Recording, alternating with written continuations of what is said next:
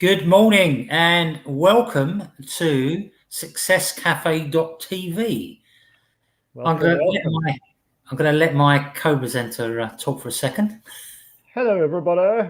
Happy Monday to you all. Good morning, good afternoon, and good evening. Trust everyone had a fruitful and abundant weekend, and Paul and I are looking forward to sharing our little pennies worth of insight into how to release that inner warrior from within today. Don't knock the penny, because Don't the knock the penny black is absolutely worth a fortune. So with that, I'm Paul Bursey, and welcome to successcafe.tv. Today's subject is release your inner warrior. I did think of another name, but I don't think it was very it didn't. I couldn't really say it on here. I think you can know where I'm going with this. So the question is: are you holding yourself back? What would you say to that on an overall basis, Warren? I think we all hold ourselves back, right? To some degree, in some aspects of our life. Yeah. Obviously, some more than others. Yes, of course. Some people are in that rut, as we spoke about a few weeks ago, and yeah. but the thing is, it's your inner warrior, as I see it, is more like a mindset. It's more like an attitude, because what happens is people don't commit. That's what we're talking about. Not fully engaging, not playing full out. Mm-hmm. And so people have to look in the mirror and obviously ask themselves, am I playing full out? And, from my experience, you can call it limited, you could call it extensive, I don't know. But I would say most people aren't. And that is why there is a top 1%, right? And even a top 5% if you want to go that far. But let's talk about the top 1%. We've just seen the Olympics. Unbelievable. Some of the skills of these people, the dedication, the commitment over so many years.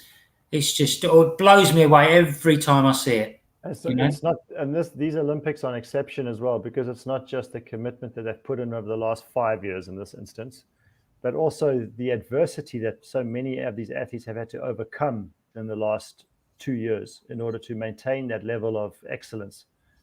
Because many athletes have not been able to compete, right? They haven't been able to compete for whatever reason. So, they definitely have that inner warrior within them, no doubt about it. Yeah. I mean, if they didn't, they wouldn't have made it, to their respective finals, let alone a podium position. And something that the commentators were saying from time to time when I was watching is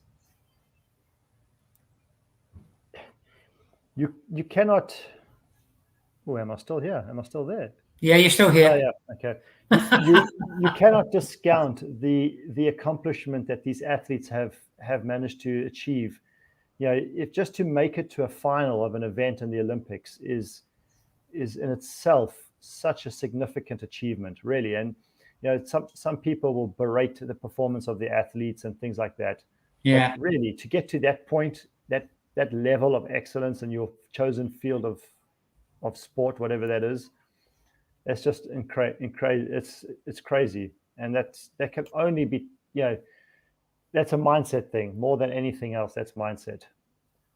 Absolutely. I mean, do you know how many countries won medals?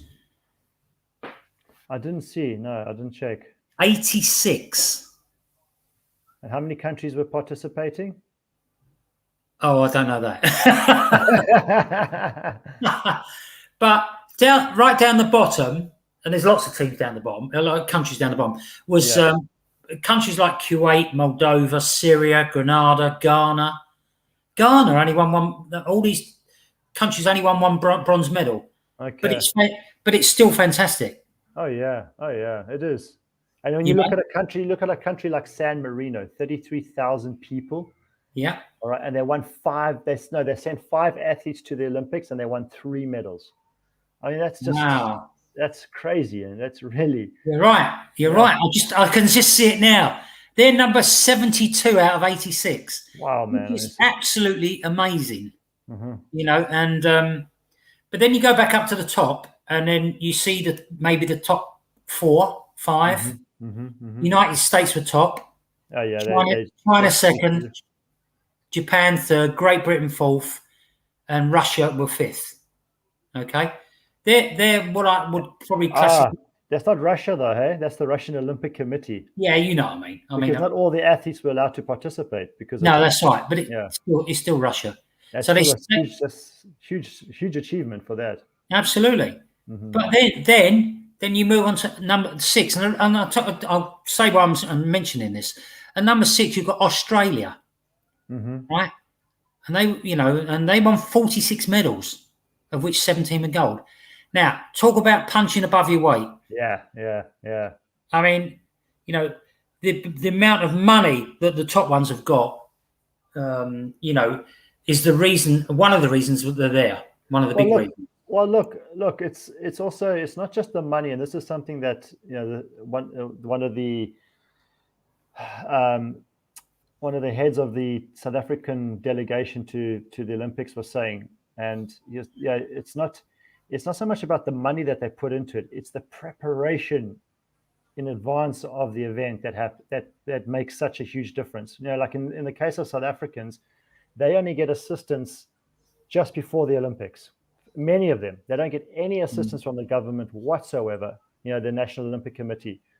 But then they'll get some assistance just before the Olympics, and they get money given to them, where most of those athletes will then go buy cell phones or stuff like that, rather than actually have a plan and a system in place, which the Americans are very good at, obviously. Yeah. The Chinese are very good at that. The Australians are very good at that. You say Australia is very similar to South Africa in that it's an outgoing, outdoorsy kind of country, and very sporty and very athletic. But Australia, I think they have a population of around 20 million people. Whereas South Africa has a population of 60 million people.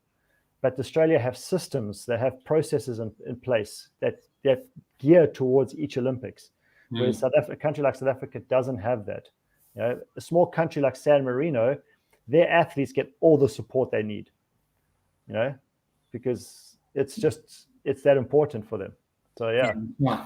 But what we're talking about is the inner warrior, and I think that it's been proven over and over again during the Olympics that these people have that, in them, and that's what's come out. And I mean, we know there's loads of things to go with it, like you said, organisation and commitment, and over many, many years. But the question I have for the audience is, do you want to be in the top 1%? Do you want to be in the top 5% even? Because most of you, aren't. And I think, now if you don't want to be, that's fine. There's no problem at all. I mean, it's not a put down or anything like that. But there are certain people that want to be up there. They're actually prepared to work, but maybe they've not found the right vehicle for themselves, and the other thing is, you've got other people that are hiding. There's plenty of people hiding. There is hope for them, but the hope they've got is their own hope, and they're going to have to step out from behind the curtain, as it were. True. So, what my question would be to those people hiding behind the curtain, you can call it curtain, you can call it many different things, is why? I bet deep down you can do it. All right? Deep down.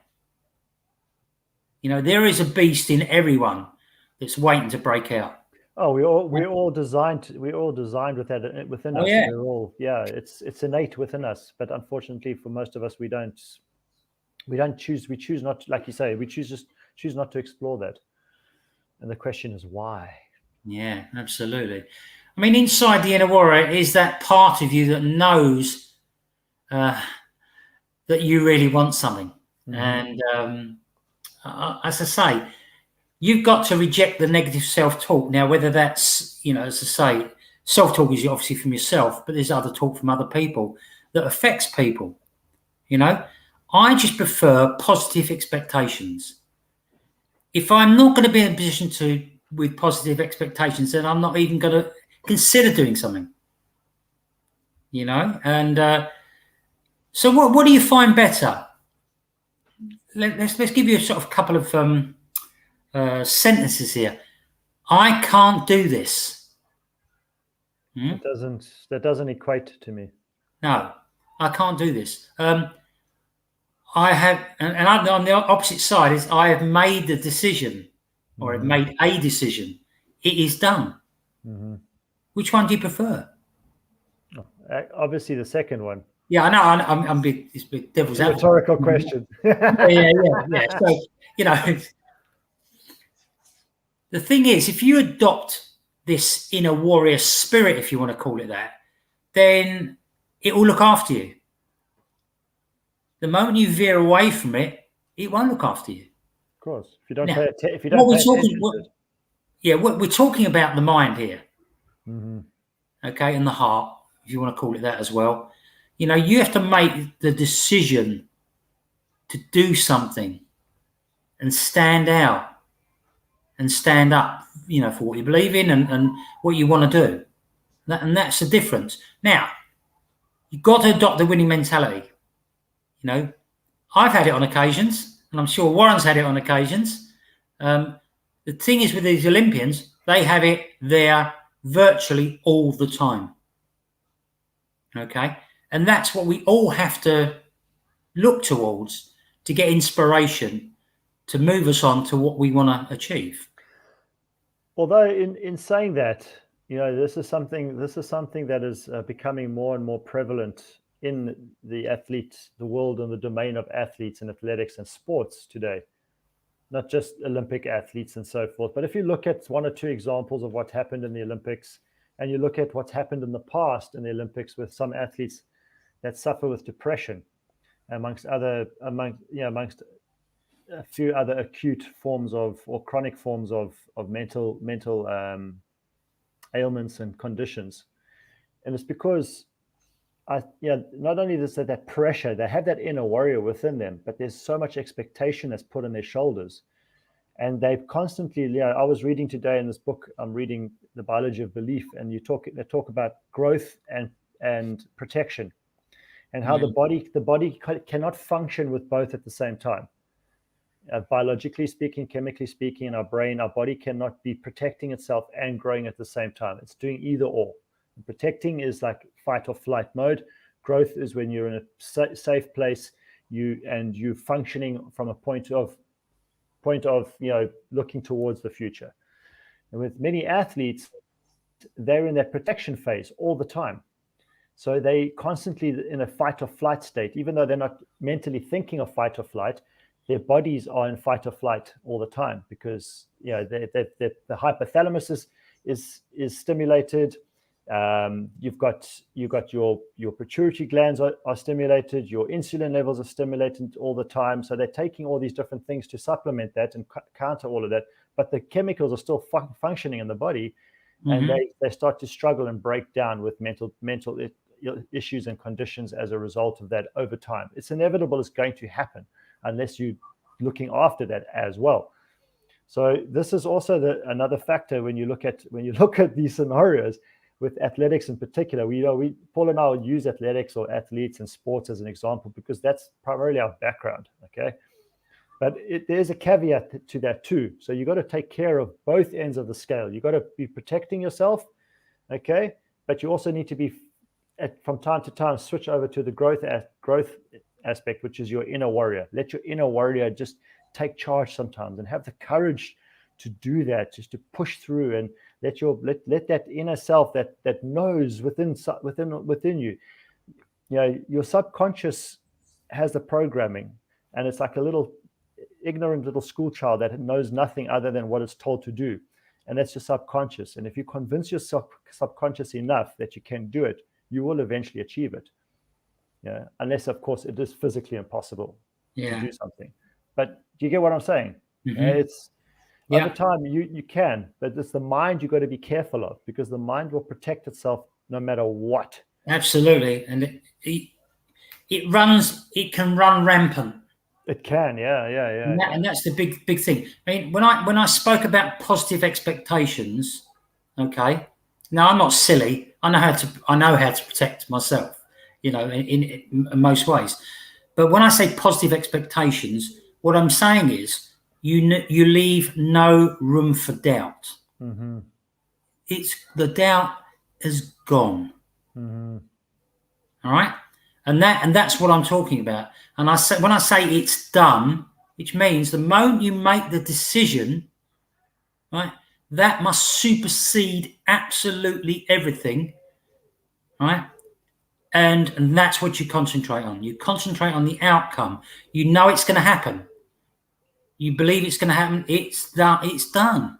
And this is what I'm trying to say to you about positive expectation.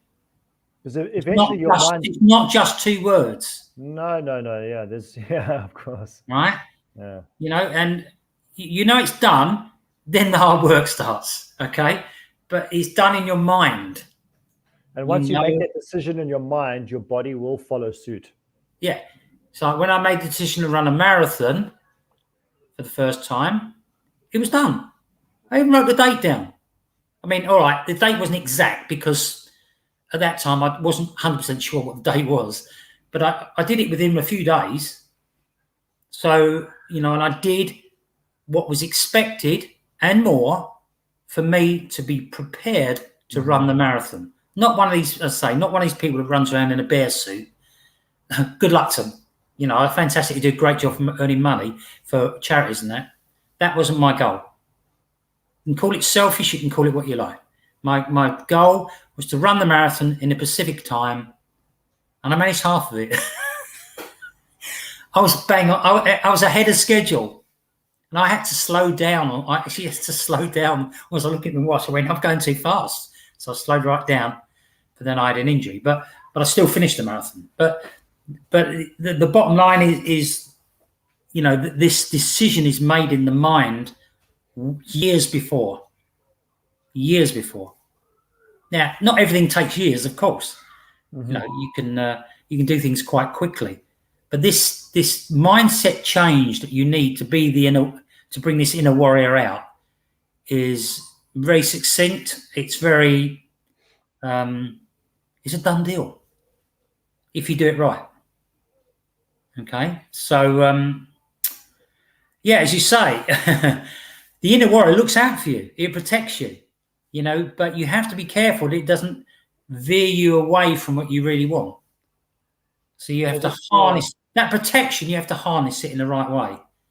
This is because we are governed by the habits that we create and the programming we're part of. Yeah. So when you start to change your habits on a daily basis, that then condition that inner warrior, that subconscious mind of yours, to believe that it can be accomplished. Then what you do, it's kind of like killing two birds with one stone, because by doing that, you then quieten that mind of yours, that chatterbox mind. You start to quieten that mind, it's like an insolent child that just doesn't want to shut up.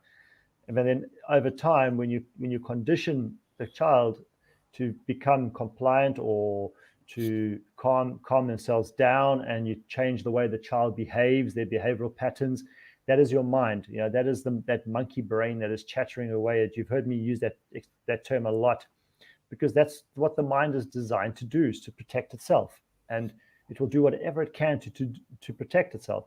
So when you start to harness that inner warrior from within by changing your habits, your way you do things, the way you look at life, then over time that will quieten that mind down, and then the warrior will win eventually, because the mind will have no say against it anymore. The mind will actually change in compliance to what you want to achieve. Your goal or your target, if you're going to do something really outstanding, right, is to identify who your enemy is. Now, I'm not talking about a war here. Well, I suppose it is a war. The enemy is yourself at the end of the day. But it's identifying the enemy. Now, the enemy could be the self-talk. The enemy could be the people you're hanging around. Yeah. And it's all about potential threats. And you've got to be aware enough to identify them. Your psyche demands the inner warrior that comes out. And I said about stepping out, stepping up, and that's what you got to do. And it's not just one staircase, stair on a staircase. It's the whole staircase. It's a whole staircase. One bit at a time. I think another important factor here is, like you say, you mentioned, you touched on it, it's also to do with the people that you're around and you surround yourself with. Your entourage. Your entourage. Now there's always goodwill involved. You know, people's opinions and perspectives, their way of looking at life, and their thoughts of the future and what's to come, and them taking care of themselves and you protecting and looking after and caring for, and all of these things. People will give you their opinion and they will tell you that, you can never do this. You would never be able to accomplish that. Or be careful, if you go out and attempt to do this, you're going to hurt yourself, or you're going to fall short, you're going to get burned. Nobody but you can determine whether it's good for you or not, anything in life. You know, if it's a business venture, if it's an athletic venture, whatever the case may be. You know, I'll give an example. When I was 22, I made the decision to do professional dancing so I could save money, so I could travel overseas. Okay. So I wanted to do professional dancing, make some money, travel overseas. Billy Elliot. No, not Billy Elliot style, more like Magic Mike style. But not Billy Elliot, no. Billy Elliot's too, that's too family, that's too PG. But anyway. So, my family, they wanted to protect me. They knew I was a shy type of person. I wasn't a particularly, confident, outgoing type of individual. But I knew that's what I needed to do for myself in order to grow. I was tired of protecting myself. I was tired of looking after my own, safety net. And I went out and I did it. And I ended up traveling overseas by myself.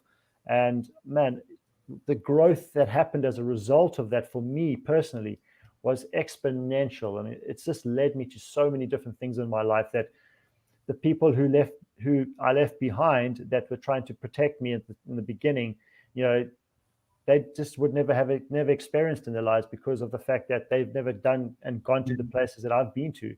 So that's a small example of accomplishing something and releasing my inner warrior, because since then I've become a very different person. I have, and it's the same in business as well. When I decided to make a change from being an employee to a self-employed business owner, that growth that I've experienced as a result of that is just, you cannot put a value on it. You really cannot.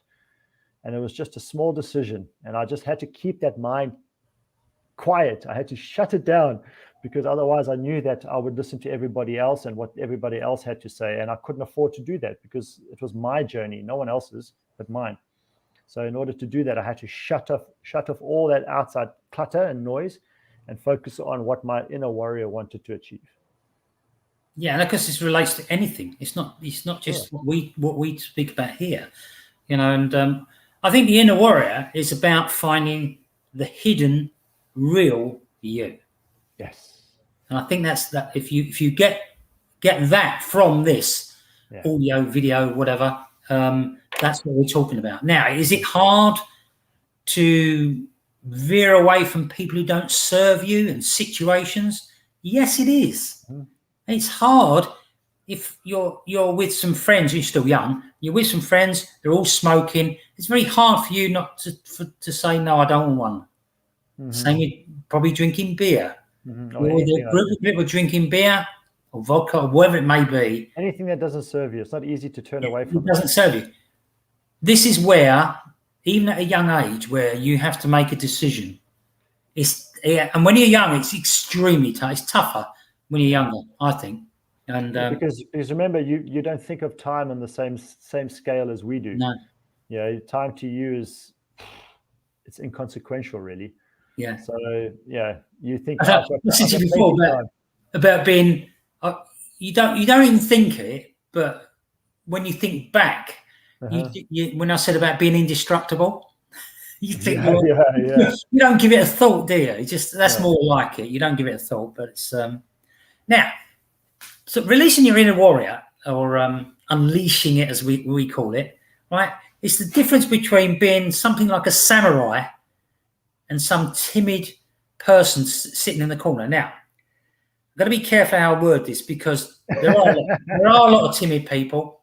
They don't choose to be timid, and I'm really not talking about them. I'm talking about someone who's really knows they're worth a lot. They know they're capable of doing great things, but they're timid and don't come out and say or do.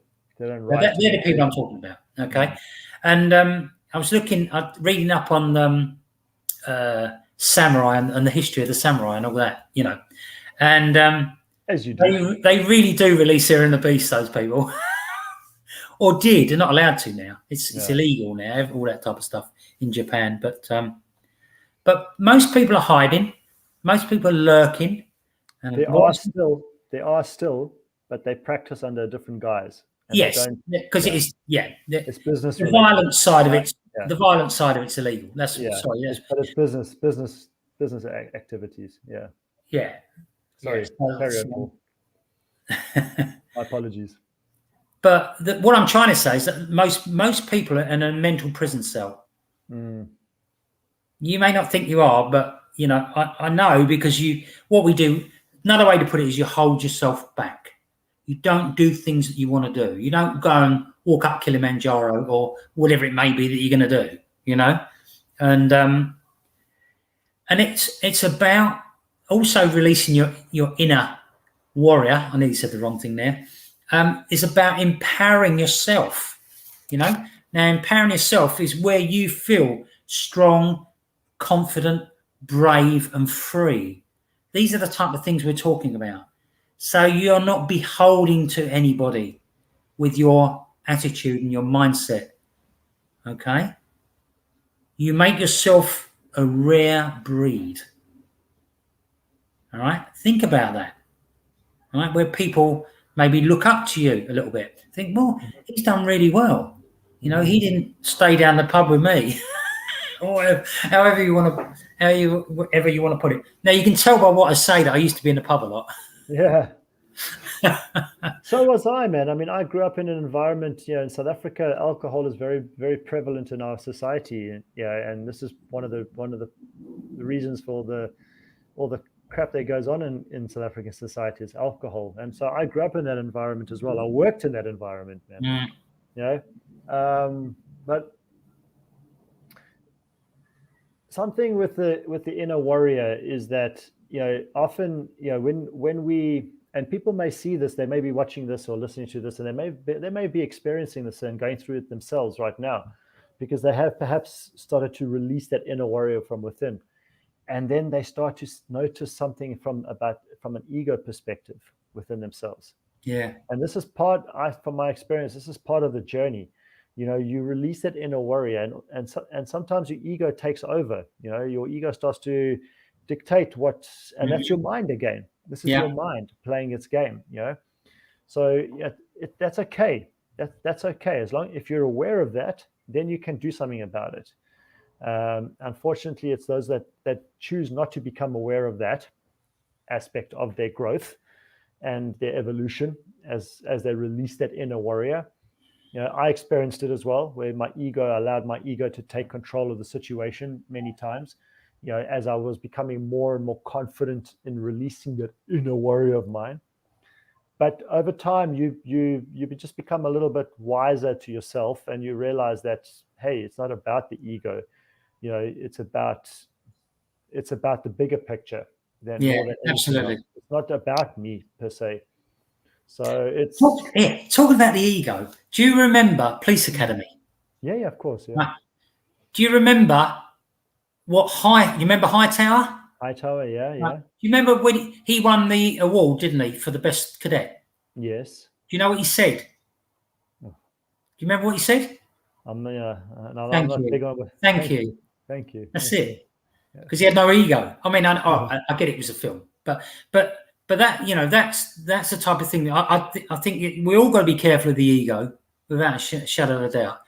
But if this inner warrior is at your core, you don't unless you're into WWE wrestling, where it has to be about ego, then I think you do things in the right way. And I think that's and I agree with you. Most people will 99% of the time do things for the right reasons in the right way. But ego is definitely a part of that evolution. It's just you just got to be aware. You should say you just got to be aware of it, mm-hmm. and don't let the ego overtake the warrior bit. The warrior bit, yeah. You can be you can be a warrior and don't have to say anything. The results speak for themselves. The silent assassin. But you've got to know when to walk away from a bad situation. You've also got to learn how to tame your inner critic. Yes, so important. Right? That's the thing, and because that's the monkey on your back, the inner critic, and it can slaughter you. Absolutely, and that's what we also need to get away from. So, how do you feel about courage? What does courage mean to you? You're asking me now, you're asking them? And I'm asking you. They don't talk to me. They could be writing some answers down. Come on, folks, give us. Yeah, they could be. That's true. Yeah, that's true. Courage. Yeah, courage is a necessary partner on the journey. But in the same breath, it's not always a convenient partner, right? To have courage is not always convenient. It's when you, for example, it's that the way I can see courage is you go on a camping trip with a group of friends, and you just have that one friend. There's always that one person in the crowd. They kind of just keep pushing buttons with everybody, but you want to have that person around because that if something needs to get done, it's going to get done. If you run out of food and you need to get food, food's going to be found by that person. Or whatever. And that's courage. The way I see courage is that it's not always comfortable being around courage, or being courageous, but by being in the company of courage on a regular basis, you learn a lot. And without courage, we don't grow. That's right. I agree. I mean, look, I see courage as an absolute necessity. Now, there are many forms of courage. Okay, it's not all in the battlefield and things like that. And you've got to standing up and being counted, and you can do it. You can actually do it in a very, very quiet way. You haven't got to be outspoken. You haven't necessarily got to be an optimist. Well, the most courageous people are the ones that know how to express their courage without words. Those are the most courageous ones. Yeah. Why? Because they take action. Yeah. But look, whatever you do, you've got to build your confidence, and the only way you're going to do that is by stepping out and doing something. Right? And by stepping out and doing something, your confidence then turns into competence. All right? And you get more comfortable doing what you're doing. That's when you need to push, because the trouble is you can get too comfortable as well. You need to push it a bit more. Now, you mentioned earlier about pressure, and that's why I spoke about positive expectations.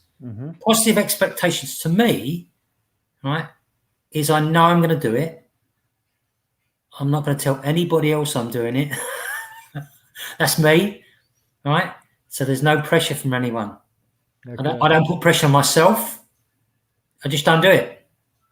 And I just know if I make a decision, if I'm going to let that inner warrior out, right, I'm the only one who's going to know, right until the outcome, right?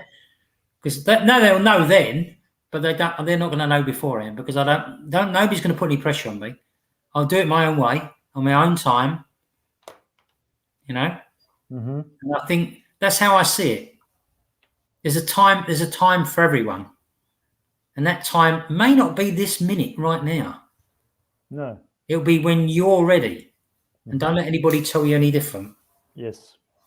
So it's when you're ready, because as I said, it's your journey. It's exclusively your journey. And only you'll know when you're ready for it. That's and right. If somebody pushes you into it, that can actually create even more problems. Yeah. Is there a template to become an inner warrior, or to unleash it out of you? I don't know. Probably not. I mean, there might be a few guiding principles and things like that. Yeah, I think as much as that. But this is your search. This is what you've got to find, And like you heard me speak about the samurai earlier. Now, okay, play with that word.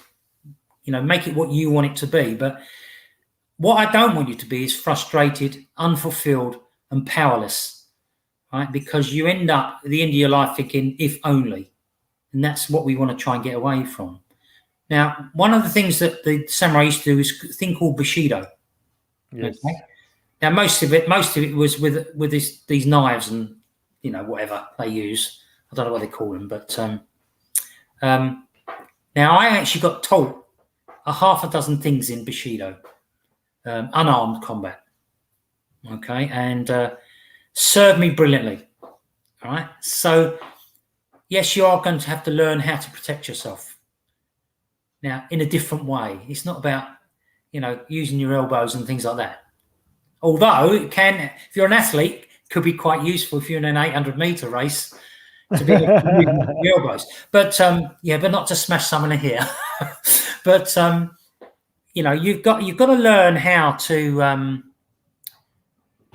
really to ride the storm, as it were, because there's going to be lots of ups and downs along the way. And you heard me talk about being a samurai. Well, now samurai is more like Zen Buddhism. All right, it's more relaxed. You're just as determined, but you'll get there in a very, very quiet way. And it's not about military force anymore. Okay, it's about using this, and having the right atmosphere around you, the environment, and moving forward on a daily basis. I've found here 4 key principles to. I knew there was something. I mean, I know there's something there, but I couldn't remember the top of my head. So 4 key principles to becoming a mental warrior of life. Of life and business with Mark Divine. This is with Mark Divine. Okay, this is from Jarek Robbins. Jarek Robbins, Tony Robbins' son. Yeah. Mm-hmm. Yeah. Okay. Breath control. So breath control. Because breathing is key. If you put in the situation, you need to be able to control your breathing. Otherwise, you're going to panic and you're going to freak out. Mm-hmm. Positive internal dialogue. Mm-hmm. That's 2. Number 3 is powerful imagery. So we've spoken about the internal dialogue already. Yeah. And then the imagery is another key factor. Is if you don't have a picture of what it is that you need to be courageous about, and you have a purpose and a reason why you want to release that inner warrior, you're not going to go anywhere. And then the 4th one is creating micro goals. So this is another thing that many people don't talk about. They talk about goals, fine. And then we talk about having a big picture goal and having your vision board and all of these funny, nice things, okay? But creating, if you think about the police or the military, you need small goals, intermediate goals in order to accomplish your target, to get to your target. You can't just walk in like a blitzkrieg and just expect to take over in every situation. So the same in life or business. If you just walk in with that blitzkrieg mentality, that this is my end goal, this is what I'm going for, I'm not focusing on anything else but that, you're going to hurt a lot of people along the way. It's not going to be a win-win situation for everybody. But if you take the time to assess micro goals, smaller goals along the path, that keeps you motivated, that keeps your internal dialogue positive. It helps with the imagery, so you can build more color, more meaning to that imagery, and why it keeps you positive is because you know whether you're on the right track or not, especially if it's a big picture goal. Yeah, but you about the visualization. Yeah, I mean, I've used it before, mainly in athletics and running and things like that. But the visualization, but there's another aspect to that, and that is using your 5 senses. All right. Yeah. So the smell, the taste, the touch, hearing, the sight. these things, you can use each one of them to help improve your inner warrior, and again, the whole thing is about awareness, awareness of where you are, who you are, what you're doing, what's around you, how you treat people as well, and how you treat yourself. So it's the complete thing. All right. So when we talk about inner warrior, we're not talking about fighting. Right? It could be if you're a boxer or a wrestler or something, but that's not really what this is about. This is about letting yourself go and reaching, the outcomes and goals that you really want in life. And especially for today, because today's about business, right? And entrepreneurship. Absolutely. And so many people want to be self-owned business owners, self-employed, or be an entrepreneur. Yet they don't have that inner warrior within them, or they don't know what it looks like, where to find it, how to find it. And this is something that Paul and I can actually work with people on doing. When we're working with either our business partners, or when if we're working with private clients, this is something that we do. We help people to find that inner warrior. Not that we're perfect at applying it and actioning it ourselves all the time, but we just help people to see how they can find their own inner warrior. So there is besides those guiding principles, there are ways to do this. There are tools that you can actually start applying and take action on that can help you to find that. So don't be too scared. Don't be fearful about it, thinking that you're on your own. There's people out there to help you. There's loads of people out there can help you. Yeah, loads. Just that Warren wants him to be you, him. Why not? or Paul, for that matter. Either one of us. Yeah, but we'd love to talk to other sports, business people, entrepreneurs, every type of person who's striving towards something. We love conversations with people, and but that's all we're going to say for today. Unless, Warren, do you want to take us out? No, that's it. I just did. All right, lovely. Well, have a fantastic rest of the week. We're right at the beginning. There's nothing stopping you getting a little win, a little micro goal today, and get that mindset right, and get that visualization right, and let your inner warrior sprout out. All right, and escape that little prison. So with that, we're going, and have a fantastic week, and we'll speak soon. Bye-bye, everyone. Have a fantastic one. See you later. See you on Wednesday.